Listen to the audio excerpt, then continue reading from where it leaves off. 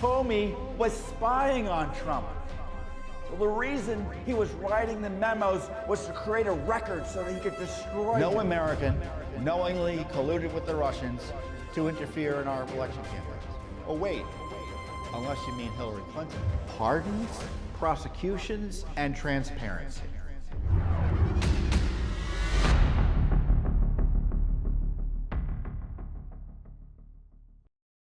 Hey everyone, Judicial Watch President Tom Fitton here with our weekly update here on social media. Thanks for joining us during this really historic week in terms of justice. General Flynn has been vindicated. I'll obviously be talking about that.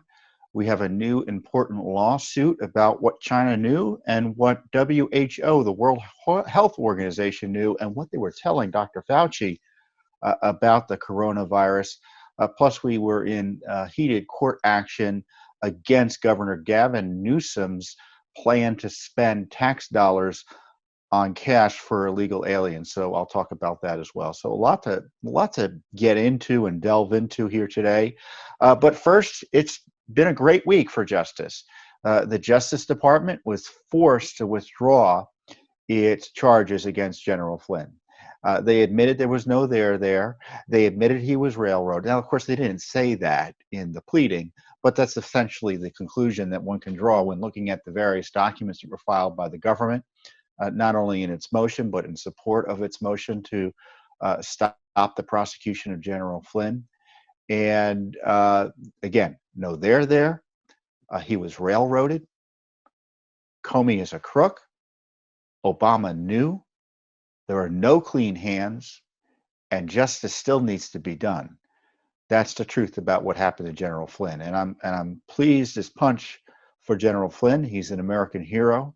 He never did anything wrong. He never lied. And he was victimized as part of the seditious coup conspiracy against President Trump. It was orchestrated out of the Obama administration, specifically the Oval Office, and there's startling new information about Obama's involvement in this. And it just confirms everything that you've probably believed and that Judicial Watch has been saying for years about the illicit coup conspiracy against President Trump. General Flynn, as far as I'm concerned, I mean, he should get millions and tens of millions of dollars from the government for what they put him through. There's that famous quote by, I think it was Labor Secretary Donovan, who was a Labor Secretary under Ronald Reagan, who was, I even forget about what the specifics of the charges that they tried to railroad him with, but he was vindicated and he came out of the courtroom or the courthouse and famously said, "Where do I go to get my reputation back?" And of course, the left is pretending to be outraged when in fact they should be embarrassed. Now, one of the big issues, I'm going to get into the details of the filing that was vindicates General Flynn in a minute, but I want you to understand something. The left and their allies in the media, in quite a juvenile fashion, and said, well, if Flynn wasn't guilty, then why did he plead guilty? Well, the evidence shows that he was coerced into pleading guilty. And he pled without knowing the full facts and circumstances of his prosecution, namely that the FBI had no A, basis to question him, and B, had concluded that he didn't lie. That conclusion was concocted months later under the corrupt Mueller investigation. So what does this all mean? It means that General Flynn should never have been prosecuted. It means that the Mueller operation was an ethical morass and was thoroughly corrupted. It means, because these documents the Justice Department and FBI have had from the get-go, they all knew. Now, who knew what and when? I don't know within the Justice Department. I don't know when Attorney General Barr, for instance, knew about these specific documents, or even Director Wray. I suspect Wray knew a lot longer, has known a lot longer about what was entailed here. But as an agency, these agencies knew that Flynn was an innocent man, but instead were willing to put him in jail. So you've got this rot institutionally within the Justice Department and the FBI exposed by this. And of course, it exposes for the corrupt operation we knew it to be, the Mueller operation, because that prosecution took place under Mueller. And if I were the president, I'd pardon everyone targeted by Mueller. I'd pardon every witness he questioned. Because as far as I'm concerned, if he loses, excuse me, if he loses, Biden, and whoever the nominee is for the Democrats, and they come in, you can see from their comments today or this week, they're going to come in and try to re-prosecute these people. President Trump should pardon Flynn. He should pardon Manafort. He should pardon Stone. He should pardon witnesses they still are threatening, like his son. Maybe he should pardon himself. I don't know. I think he technically can do it, drive them crazy, but he should do it anyway. I mean, the left is willing to put those who get in their way politically in jail. I mean, we saw that with Flynn. We saw it with Trump. And they'll break all the rules to do whatever it is they want to do to obtain and retain power. We saw that with the impeachment. So if you want to know why I get upset, it's because I know this injustice was going on. I know this injustice is going on. How do I know that? Because the documents show it was going on. And that's why the Justice Department was forced to do this. And I'm going to praise General Barr for doing this. Other attorney generals may not have done it. And frankly, if Jeff Sessions went into office and Rod Rosenstein was still running the operation, practically speaking, it probably wouldn't have happened. But let's be clear, none of this would have happened but for the diligence of Sidney Powell, General Flynn's new lawyers. Because Sidney Powell forced the government to cough up these records, and the records were just so devastating. In many ways, Attorney General Barr had no choice but to do the right thing here. So I commend General Flynn. I commend General Barr, but it wouldn't have happened but for this outside pressure from Sidney Powell, who deserves so much credit for doing this. Because when she first came in and wanted to pull back on Flynn's plea deal, a lot of people were skeptical that it would go anywhere. I didn't know if it was going to go anywhere because, the government holds all the cards in prosecutions. But unlike most lawyers in town here in Washington, D.C., and of course, she's not really from Washington, D.C., she understood the depth and depravity of the corruption of the Justice Department and the FBI. She knew they were willing to say and do anything outside the law, even to get people like Flynn indicted, prosecuted, in jail. And so she pushed back, and she forced the disclosure of these records that we had already been pressuring for the release of and had been gathered, presumably in response to our FOIA requests. So they were all just set, ready to be released. And it shows you the importance of transparency to upholding the rule of law. And now I want to get back to the case against General Flynn, or the non-case against General Flynn that has been exposed by Attorney General Barr and his team. So they filed this brief the other day, and I'm going to read it in part. I can't read it all because it's just too long, and some of it is just legal cant that you don't necessarily need to know about. The United States of America hereby moves to dismiss with prejudice the criminal information filed against Michael T. Flynn pursuant to Federal Rule of Criminal Procedure 48A. The government has determined, pursuant to principles of federal prosecution, I almost said persecution, that would have been correct, and based on the extensive review and careful consideration of the circumstances, that continued prosecution of this case would not serve the interest of justice. Mr. Flynn entered a guilty plea, which he has since sought to withdraw, again, under Sidney Powell's advice, to a single count of making false statements in a January 24, 2017 interview with investigators of the Federal Bureau of Investigation. This crime, however, requires a statement to be not simply false, but, quote, materially false, unquote. Materially is in quotes, with respect to a matter under investigation. So what does that mean? It means that if they come in and question you, you have to lie about a crime they're investigating. And that, quote, another lie about a crime they're not investigating is not material here. So if they ask me or ask you a question if you tell a lie about an irrelevant issue that's not under investigation, they can't prosecute you about it. Not that Flynn lied at all, but the brief will further describe why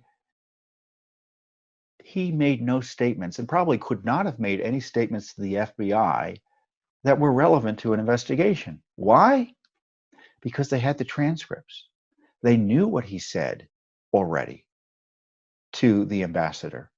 So they didn't need to question him about it, other than, as the notes suggest, to get him fired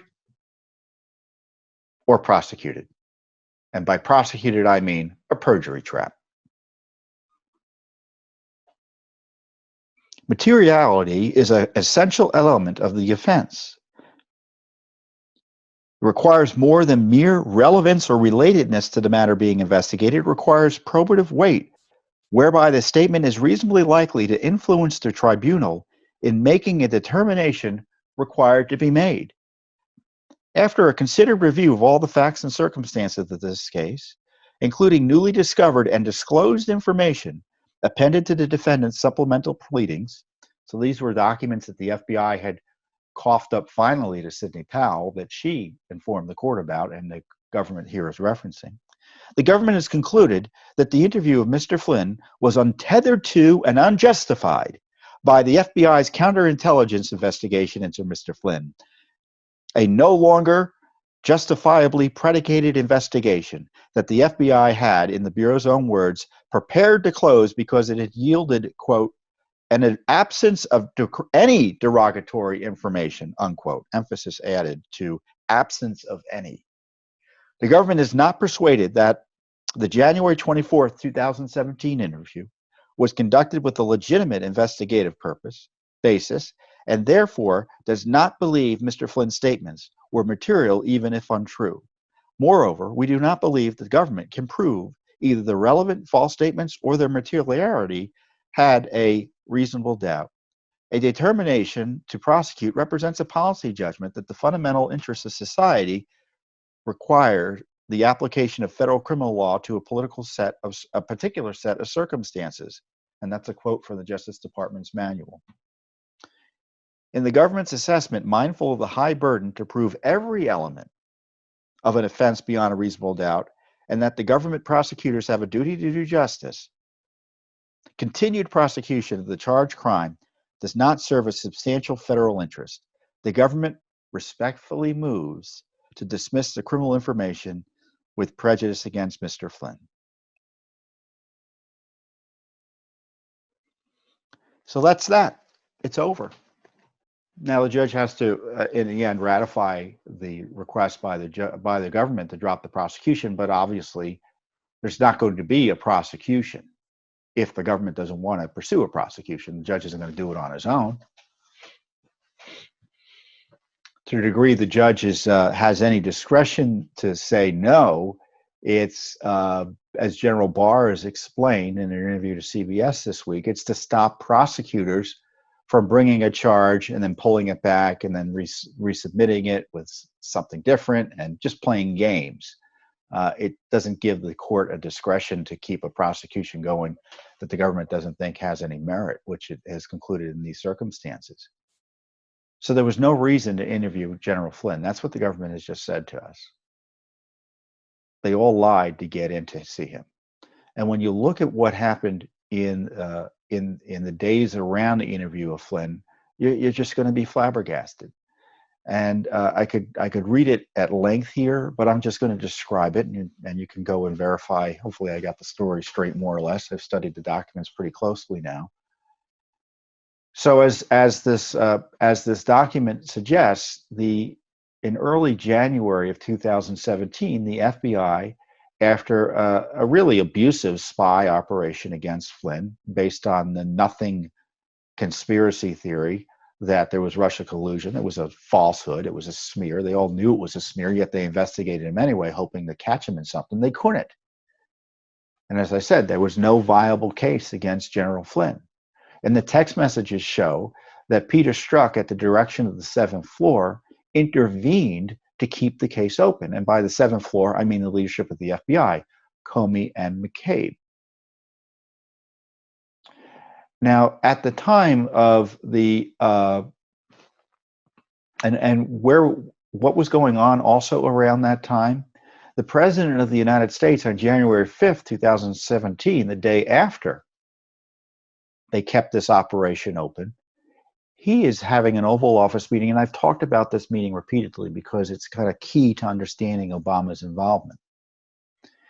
He discussed Flynn and the transcripts they allegedly had with the ambassador in the Oval Office with his leadership team, including Sally Yates and James Comey. Biden was there, others were there as well. And Yates, and this is material and testimony from Yates, this is not Tom Fitton describing Obama's being implicated here. This is Yates throwing Obama under the bus. She was surprised that he knew. And Obama kept them after the lengthier meeting about the fraudulent dossier that they were going to ambush Trump with the next day. So that's just more corruption that Obama was involved in with Comey. Obama kept Yates and Comey behind in the Oval Office, and he raised again the Flynn issue. And he talked about, weirdly, well, does this change how we're going to treat Flynn in the White House? Meaning the incoming White House. He was the incoming National Security Advisor. And Yates thought that was an unusual comment. And she put finally 2 and 2 together and realized that he was talking about the Logan Act. Excuse me. The Logan Act is a law that is basically a nullity now because it has never been enforced. I don't think the Justice Department has sought to enforce it since the middle of the 1800s.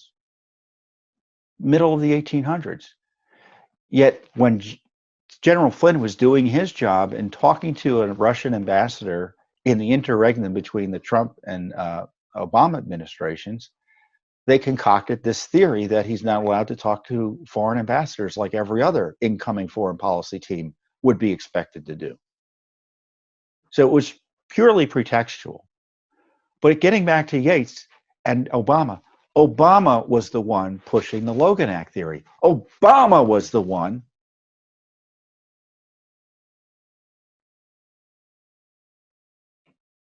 pushing Comey to treat the White House differently than he would any other White House. And sure enough, Comey followed Obama's orders, more or less. Because Yates later testifies that, look, we've got this information about Flynn talking to the Russian ambassador. They were pretending to be concerned about it.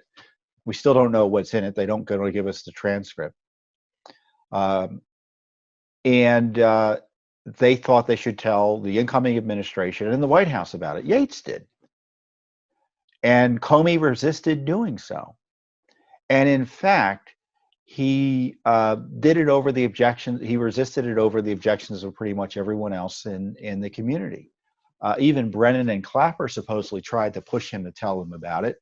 And Brennan and Clapper basically backed off when Comey said, oh, no, it's an active criminal investigation.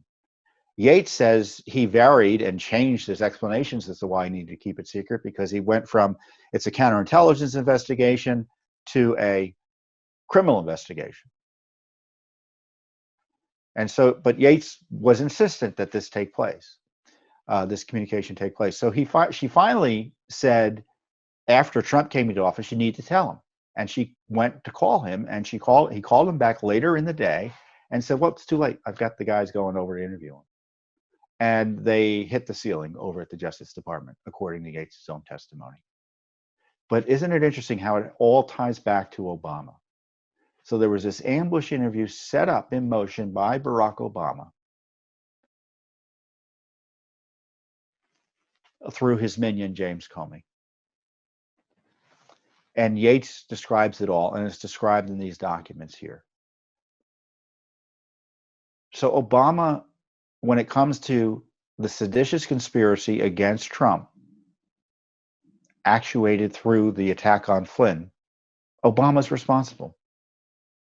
I used to joke about this in the first year or two of the Trump administration. I used to say, well, I'm waiting for the Trump administration to come to power because there were so many Obama holdovers resisting, and many of them still are, and running the show contrary to the wishes of the American people, and obviously what the elected president wanted to do.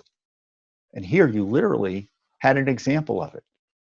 You had Comey doing Obama's bidding in keeping the White House frozen out of the intelligence information they had about the National Security Advisor.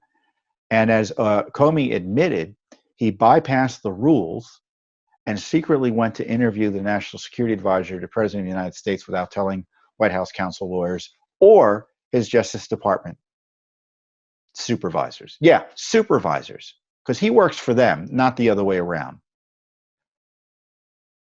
By the way, the FBI is not, quote, an independent agency.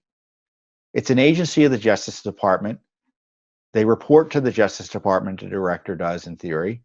And of course, all of them report to the President of the United States. So what I'm describing here is sedition. And I appreciate Sally Yates throwing Obama and Comey under the bus, but her hands aren't clean because she kept on pushing this Logan Act ridiculousness with the White House and finally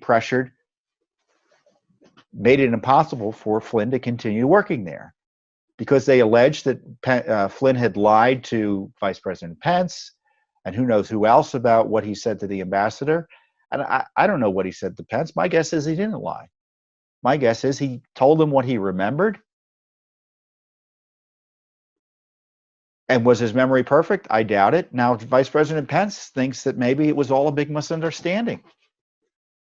Look, they were all gamed by Comey and Sally Yates. So Sally Yates, the co-conspirator, turning in another co-conspirator who did additional crimes. It doesn't mean that Sally Yates is a great person. Remember, she got fired for trying to countermand and refusing to defend the president's initial travel ban, which is completely constitutional. And she decided she didn't like it and she wouldn't defend it. And that's why she got fired. Because she was the holdover acting attorney general. What a nightmare in the beginning of the Trump administration. And that's where the coup began. Now, this report, and I encourage you to read it. We have a link to it on our website, is important. I encourage you to read it completely. It's an indictment of James Comey. It's an indictment of Barack Obama. It is, though, only a partial review of the information or a partial admission. It's not a full-blown confession by the Justice Department and the FBI. They don't talk, for instance, I read it, maybe I missed it. They don't talk, as best I can tell, about the missing 302, the initial document that looks like it was edited by Strzok and Page. What happened to it? The 302, of course, is the FBI, the bureaucratic name for the narrative report created by FBI agents to document interviews with witnesses and targets. They didn't do that for Flynn initially, and they didn't get around to it till months later. So they don't explain that. They also don't explain the prosecutorial misconduct that withheld this information from General Flynn and his legal team for years. Do you think Flynn would have pled guilty if he knew about all this skullduggery? Of course not. That's what he testified to. He said, I wouldn't have pled guilty if I'd known about this. So as I kept on, when I said earlier, just remember this when you hear the juvenile leftists, the dishonest leftists say, oh, Flynn pled guilty. Why would you plead guilty if you weren't guilty? He was coerced. They were going after his son, and they kept that secretly I kept that secret improperly. and it was involuntary as a result. So he did not plead under the law properly. And secondly, it was not knowing. He didn't have all the information because the prosecutors and the FBI withheld it from him.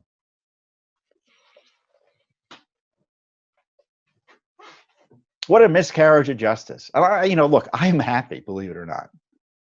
I am so happy. This is what was one of the best days in terms of justice in at least the first three, this Trump administration. It's a great day. But I'm still angry. I just can't help it. I'm still ticked. I'm still ticked about what happened to him. So what next? Well, General Flynn, the judge has to, as I say, ratify or kind of officially dismiss the charges. I don't know what Judge Sullivan's going to do. Judge Sullivan hasn't been terribly friendly to General Flynn, and Judge Sullivan is probably going to, I hope he recognizes that he was fooled by the government because they violated his orders. And if I were Judge Sullivan, I would institute criminal contempt proceedings against General Flynn's persecutors, everyone involved here. I bring the whole lot of them in, from the FBI director on down. What did they know and when about this conspiracy against General Flynn? It wasn't an investigation. It was a conspiracy. And when you look at this document about James Comey's utter contempt for the rule of law, procedure, contempt for the president, contempt for the Constitution, of course, Obama moving along, obviously endorsing that, ratifying that type of behavior in that Oval Office meeting. What a gangster Comey is. What a gangster. Even yesterday, after this is pushed out, after the Justice Department did the right thing, and of course, Barr is getting viciously attacked. I want Barr to do more and better. But on the other hand, when he does the right thing, we all have to support that. And in this case, he did the right thing. It may be way late. We can all complain about reasons all complain about why did it take so long? Why did they cover up the documents? I understand that. But he did the right thing, and he's going to be attacked viciously for doing it. And so it's important for the American people to stand behind justice warriors like Attorney General Barr when they do the right thing. Because if you expect him to, or expect the Justice Department institutionally to continue to do the right thing, you have to support them in these circumstances, or support Attorney General Barr more specifically.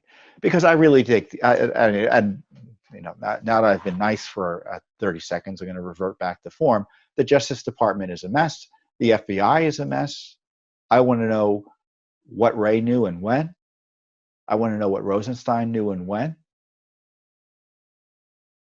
They say they just found these documents in the last few weeks or months. What's going on there? As I described to you last week, many of the page-struck emails, some of which were disclosed for the first time to Sidney Powell's General Flynn's team, they were subject to FOIA by Judicial Watch. We haven't gotten them yet. The FBI is stonewalling them. This all could have been, if the FBI had followed FOIA law, Flynn could have been free from this years ago. We asked for this material 2 years ago. Text messages, emails. And if we had gotten them when we asked for them, Flynn would have not suffered the way he suffered. This is why transparency is essential. It's essential. And they're still hiding documents. 8,000 records, 8,000 pages of page-struck records. And I don't know how many text messages, since they're still refusing to turn over any of them under FOIA. And of course, they deleted some of them too, right? Remember that under Mueller? Where's the justice for that?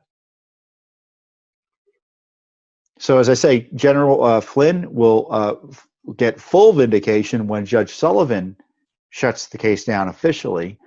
Is Judge Sullivan going to institute criminal contempt proceedings against those who violated his court orders?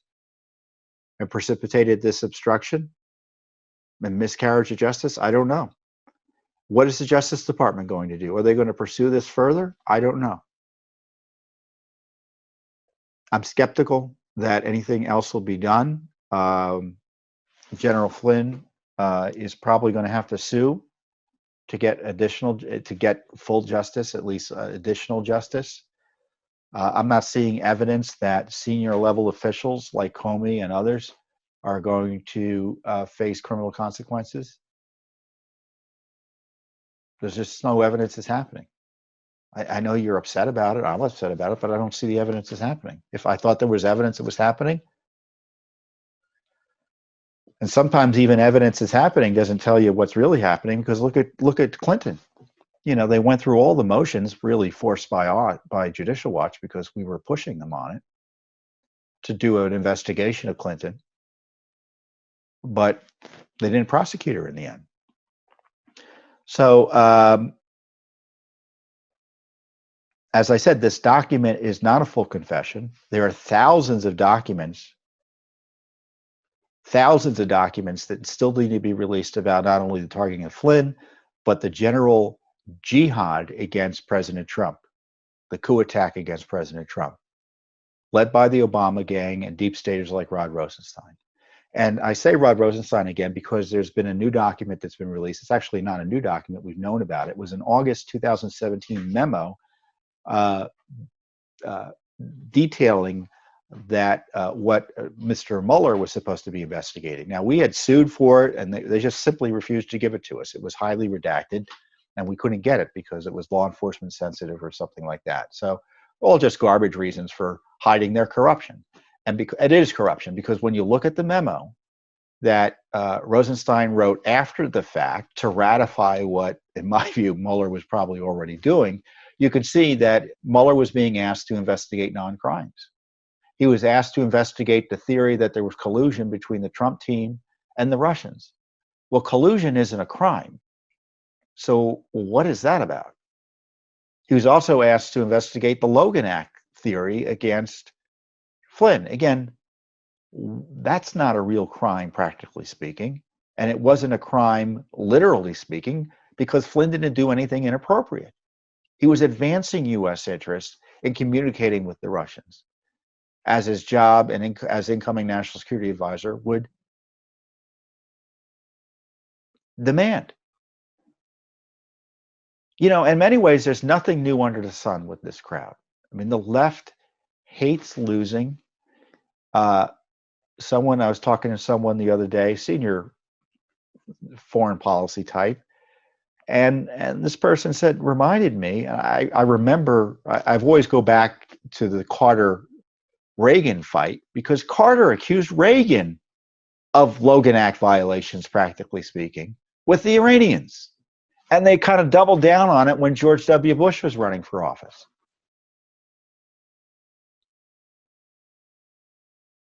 But she highlighted that Johnson complained about Nixon in Vietnam. Those of you who are old enough to remember that, I kind of vaguely remember that.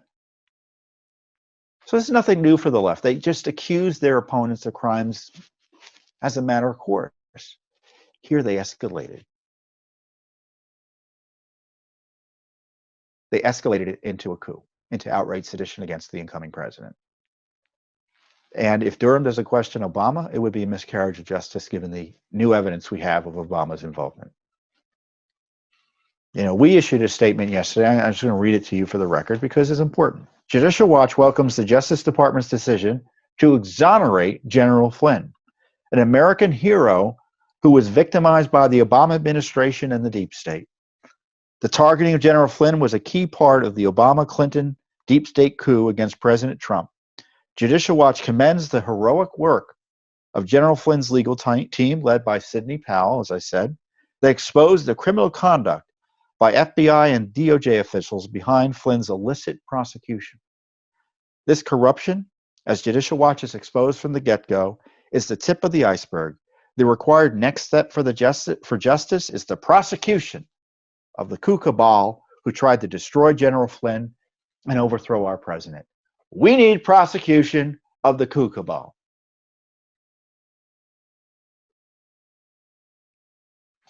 and I don't know who exactly would be prosecuted, but I do know who they need to be looking at: Obama, Biden, Clinton, DNC, their lawyers, Comey, McCabe, Strzok, Susan Rice, Biden, Brennan, Clapper. I'm probably forgetting people. Bruce Orr, Glenn Simpson.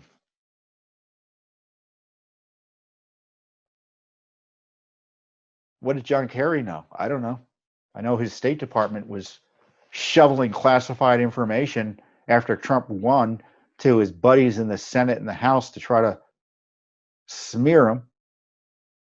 I know they were working on the dossier. What is Durham going to do anything about all of this? I don't know. Well, I kind of do know. I don't think he is. My instinct is he's doing an administrative review that may lead to prosecutions of some individuals. Maybe Strzok gets prosecuted. That would be good. This is why I think the president needs to appoint a special counsel outside the Justice Department to do this work. Because institutionally, I don't think they're capable of doing it. You know, and plus, it's May in an election year. We're running out of time. I don't, you know, people say tick-tock, something's coming. I say tick-tock in a bad way. Time's a wasting. Time's a wasting. So, Judicial Watch is going to continue to pursue justice. We have the FOIA requests. We have the lawsuits. We will have new lawsuits based on the new information that's coming up.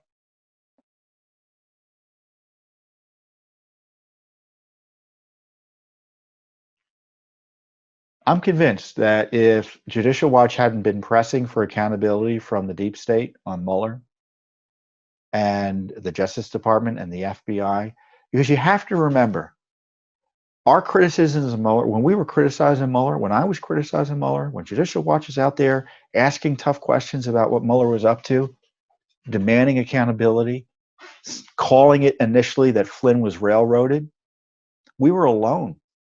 I don't mean literally, but practically speaking here in DC, we were alone. I can tell you we made everyone nervous when we said things like that. The Justice Department was nervous. They were upset with us because we were asking them too many questions. You kind of saw that with the Justice Department's relationship with Nunes and Jordan and Meadows. They were resisting information requests from them too. But we were right about Mueller. We pressed and pressed and pressed. And I'm convinced that if we hadn't done this work in public education, the president wouldn't be president. The president would not be president of the United States. They would have concocted something to remove him from office or set him up in a way that would have required his resignation, like they did with Flynn. I'm convinced that our pressure, our education, and our dozens of FOIA lawsuits to get information made it impossible for them to do what they wanted to do. And it led eventually, and President Trump is, rescued himself so many times. He deserves a medal for firing James Comey. What a corrupt public official James Comey was.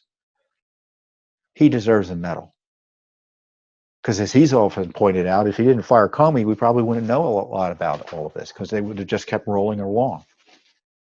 And then thankfully, he brought in new leadership at the Justice Department, because General Sessions had made these terrible decisions to recuse himself and just gave up defending the rule of law within his own agency, because Attorney General Barr came in and he saw immediately what was going on and said, "We're done." And Mueller had to leave. Because if Barr hadn't come in, and I convinced Mueller would he'd probably still be special counsel, or we'd still have the operation going, or he'd have a successor, a perpetual special counsel for the president. It's a close run thing, our country, in terms of whether we keep a republic or not. And I'm proud to say that Judicial Watch helps us keep the republic. And I want to thank you for your support that allows us to do this great work. So more is coming. More is coming. And we got some great justice the other day, but we're not resting. Accordingly, we were in California. Talk about lawlessness. California has been out of control. We all know that. It's a one-party state. And it's true, it's always true, that when you have a state without an effective political opposition, or where you have a situation without an effective political opposition, corruption and challenges to the rule of law, germinate.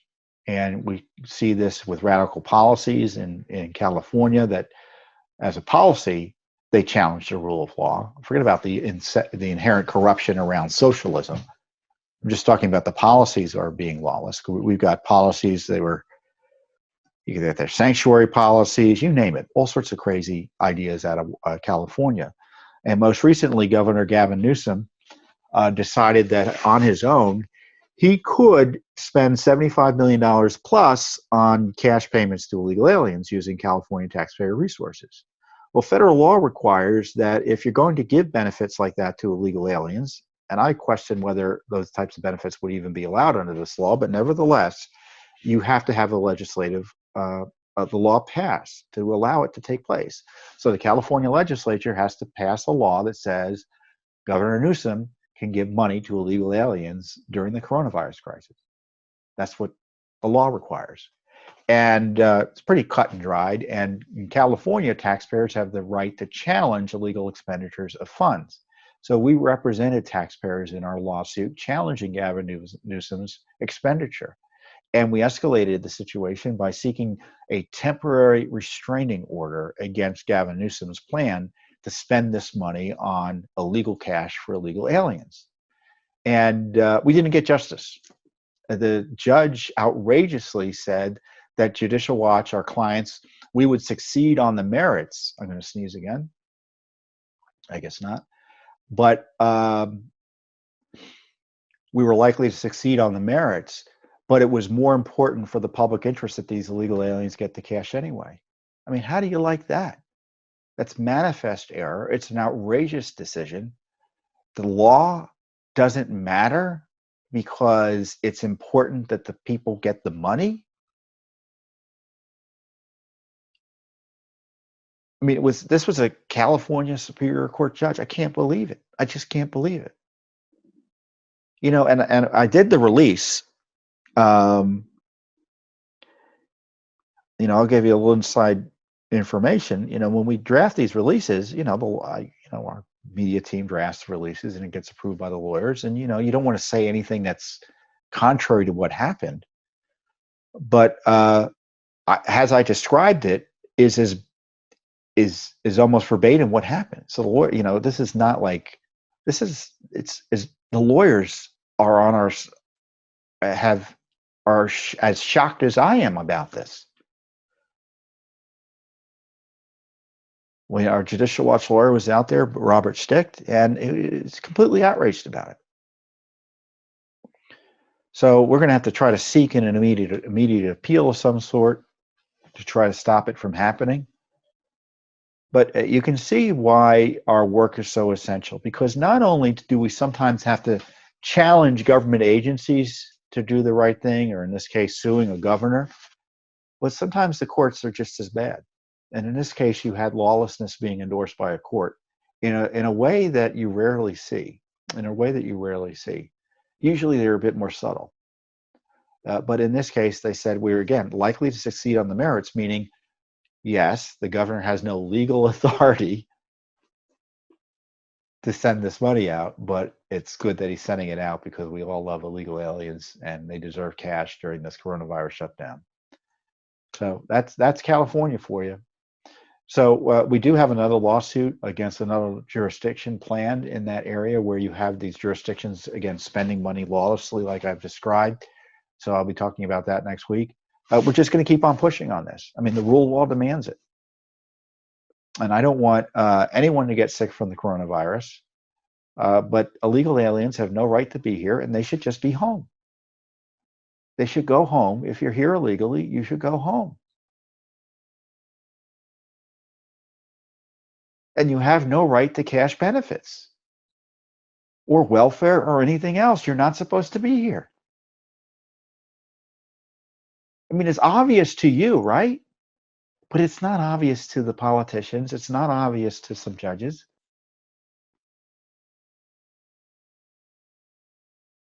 I mean, and the Newsom scam was really a scam because he was going to give money to a third party, and that third party was going to be funded by the Gates Foundation and all sorts of leftist foundations. So all sorts of additional money was going to be funneled in there. I mean, can you imagine the walking around money that was going to result from that, in addition just to the cash to the legal aliens? Terrible corruption. And I'm glad we're fighting it. I'm upset we lost initially. But someone's got to stand up for the rule of law. And I'm proud Judicial Watch is. So what else is going on? Oh, we have a little old lawsuit against the National Institutes of Health for Dr. Fauci's emails. The coronavirus crisis continues unabated. Not the medical side of the crisis, but the economic side of the crisis. We have 33 million people unemployed now, and we still have major states that are shut down outrageously shut down. There's no science to keep the states shut down. Every state needs to be open. I don't want to get sick. I don't want you to get sick. I don't want anyone to die.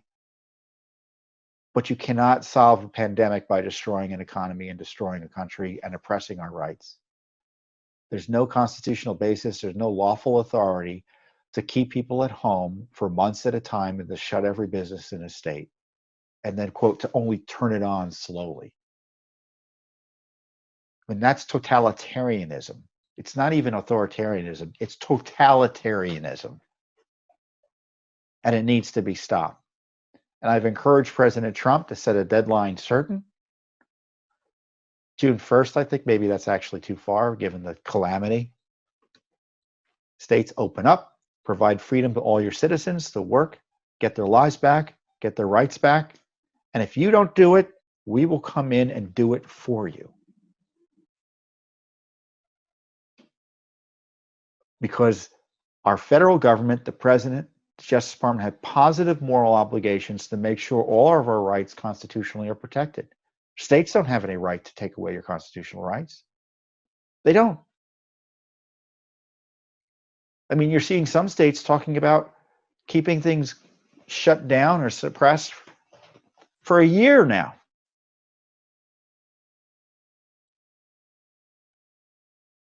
First, we can't wear masks. Then we're going to have to wear masks. We need to flatten the curve. The curve gets flattened. Then we need tests. Now we don't need tests. Now we need contact tracers. Guess who DC hired? I may have already said this. I'm going to say it again. Susan Rice. Susan Rice. Benghazi liar. Spygate co-conspirator. So the Obama gang is now working in DC on the Reopen DC project. How do you like that? They're hiring 900 contact tracers for a population of 700,000. I saw a headline, 20,000 in California. Contact tracers? What? That's absurd. You need contact tracing when you have an emergent disease in one or two locations or a few people at a time getting it, so you can try to keep it. Now it's all over the country. You don't need contact tracers.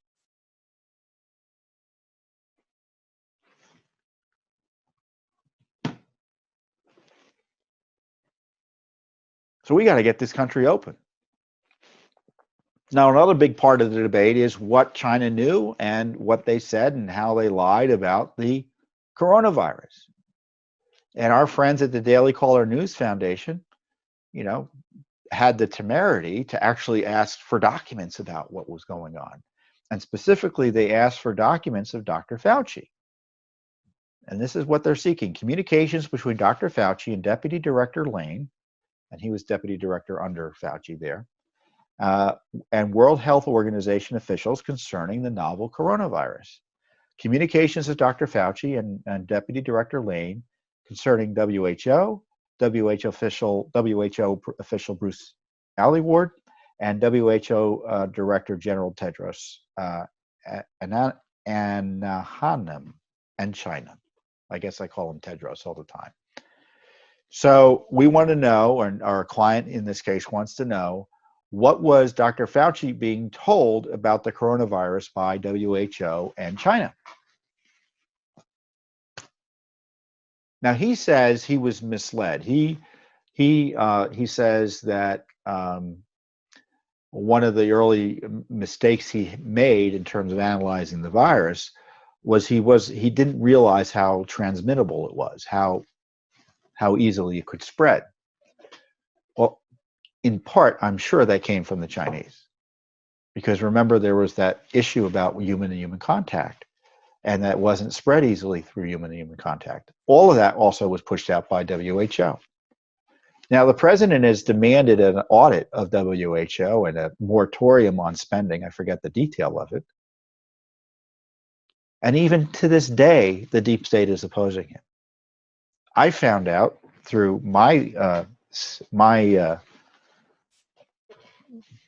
through people I know that the deep state is trying to get a key subsidiary of the WHO, the Pan American Health Organization, of which we provide half their budget, exempted from the president's declaration that American money not go to WHO. So it's a subsidiary. The deep state's logic is, well, it's a separate agency. It's not really separate, practically speaking. And it's corrupt just like the WHO is. It is it's a front often for the Cubans. So it's a tool of the Cubans. And it's just terrible. And we shouldn't provide, let me be clear. There should be no money going to WHO, whether or not they lied about China. Lying about China is just the latest in their corruption. I mean, these international organizations are just corrupt messes. As far as I'm concerned, we should be funding none of them. None of them. Someone tried to convince me there was one worth funding. I promised I'd look into it, but maybe there's one. Of course, that would just be the exception that proves the rule, wouldn't it? So Judicial Watch is suing on behalf of our client, the Daily Caller News Foundation, which is really a leading media organization here in Washington, D.C., because the corrupt legacy media is just gone completely native in terms of socialism and activism. So our friends at the Daily Caller News Foundation are asking tough questions about Fauci's emails, and we want the answers. And when you, in a crisis, transparency and the rule of law, again, should not fall on the wayside. So it's important that the agency, NIH, turn the documents over. It's a significant public interest to find out what WHO was telling our top medical officials about the coronavirus that originated in China. Don't you think that's important? I do. I'm going to read the statement issued by the Daily Caller News Foundation co-founder and president Neil Patel. And Neil writes, this virus has killed hundreds of thousands of people and turned the whole world upside down. We know that China and WHO could have done a lot more to prevent or reduce this catastrophe.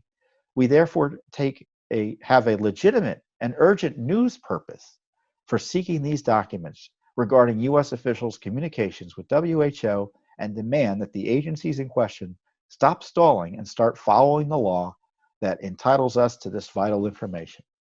That's a pretty good comment, isn't it? It's very Judicial Watchy. Well, obviously we're representing them. That's why we have the same mind on this. But isn't it interesting? We've got this, this world history event. And this virus originated in China, and Judicial Watch is the only one, as best I can tell, suing for this basic information. Incredible, isn't it? So we'll see. And we've got other lawsuits that are percolating. We haven't filed them yet. Many FOIAs percolating on this issue. So we got to get the country open. We're opposing coronavirus abuse. Our freedoms are under assault. And of course, tied in all of this, we're obviously monitoring the assault on our election integrity that the left is pursuing using coronavirus as the latest excuse. So, but what a week it's been. Again, God bless General Flynn. God bless the United States of America. I mean, it shows you how important the rule of law is and that we can't let it slip away. And I'm proud that Judicial Watch is essential in keeping it steadfast and tethering it here to our system of government. So again, thank you for your support, and I'll be here next week with the Judicial Watch Weekly Update.